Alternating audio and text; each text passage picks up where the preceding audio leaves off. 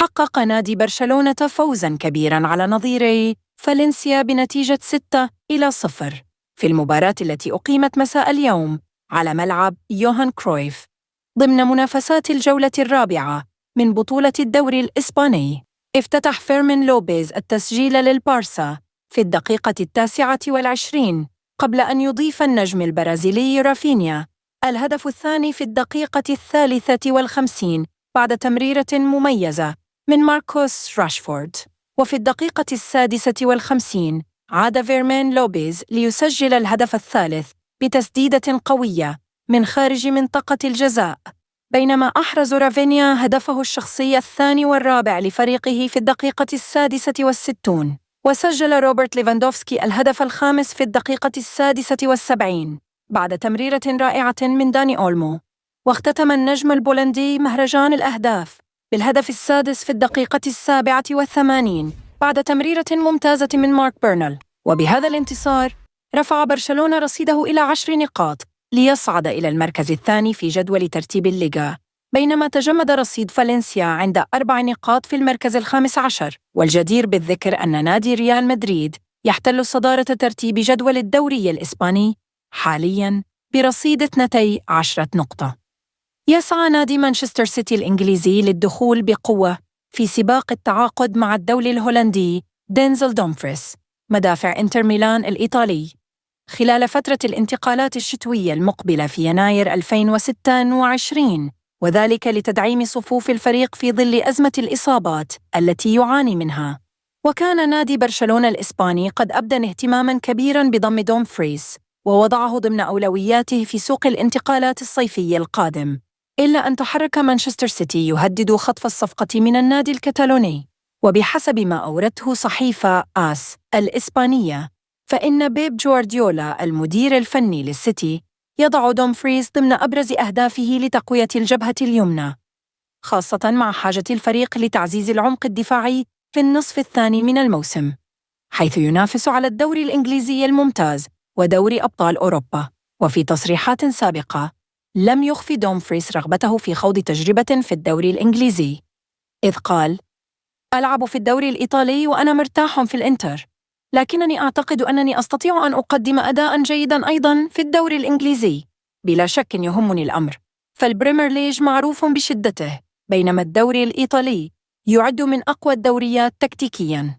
ويتبقى في عقد دومفريز مع نادي إنتر ميلان 3 سنوات، حيث ينتهي تعاقده رسمياً في 30 من يونيو 2028، مما يمنح النادي الإيطالي موقفاً قوياً في المفاوضات المرتقبة. أبدى الألماني هانس فليك المدير الفني لنادي برشلونة سعادته الكبيرة بأداء فريقه في الفوز على فالنسيا بنتيجة 6-0 في اللقاء الذي جمع الفريقين على ملعب يوهان كرويف ضمن منافسات الجولة الرابعة من الدوري الإسباني. وفي تصريحات صحفية عقب اللقاء قال فليك عن أداء الفريق: منذ بداية المباراة أظهرنا ما نريد القيام به، وهذا ما شاهدناه بالفعل على أرض الملعب. الفريق كان رائعاً في كل المراكز. وعن غياب لامين يامال أشار: دائماً هناك مرة أولى لكل شيء، لا يهم من يغيب. لم يكن موجودة دي يونغ أو بالدي، لكننا نركز على كل مباراة على حدة. نحن الآن مركزون تماماً على مواجهة نيوكاسل، وسعداء للغاية بهذا الانتصار.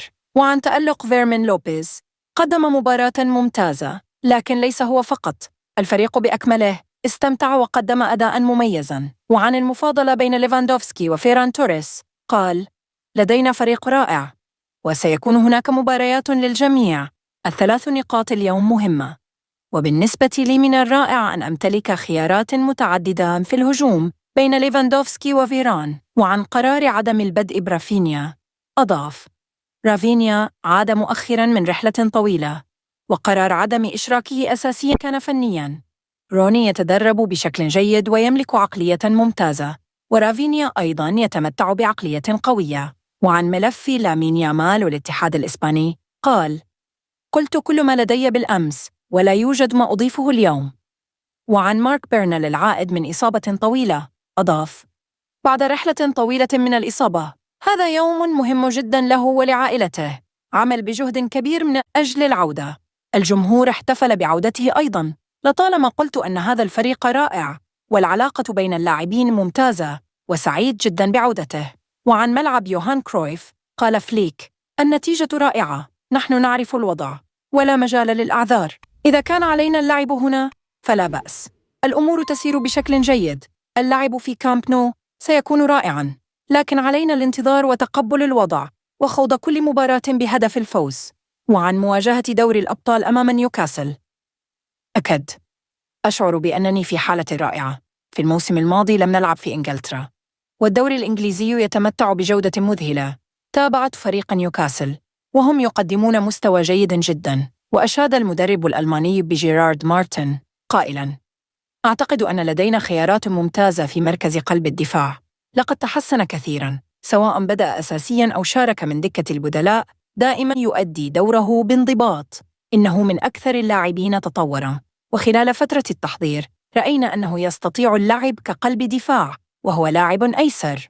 تلقى نادي باريس سان جيرمان ضربة قوية خلال مواجهته أمام لانس ضمن منافسات الجولة الرابعة من الدوري الفرنسي، بعد تعرض الجناج الجورجي خفيشاً كفاراتسخيليا لإصابة مقلقة في عضلة الساق، مما اضطر الجهاز الفني إلى استبداله في الدقيقة 28 بعد فشله في استكمال المباراة. وجاءت الإصابة بعد تدخل عنيف من لاعب لانس أودسون إدوارد في الدقيقة 3، حيث سقط كفاراتسخيليا أرضاً وبدا عليه الألم الشديد قبل أن يغادر الملعب ويحل مكانه اللاعب إبراهيم مباي. ويزيد هذا الغياب من معاناة الفريق الباريسي الذي يفتقد بالفعل خدمات الثنائي عثمان ديمبلي وديزيري دوي بسبب الإصابات التي لحقت بهما خلال فترة التوقف الدولي مع منتخب فرنسا. وتأتي هذه الأنباء المقلقة قبل مواجهة مرتقبة تجمع باريس سان جيرمان ضد برشلونة يوم 1 من أكتوبر المقبل في إطار منافسات بطولة دوري أبطال أوروبا، مما يضع علامات استفهام حول الجاهزية الهجومية للفريق. ويتقدم باريس سان جيرمان على لانس بنتيجة 1-0 بفضل هدف مبكر سجله برادلي باركولا في الدقيقة 15.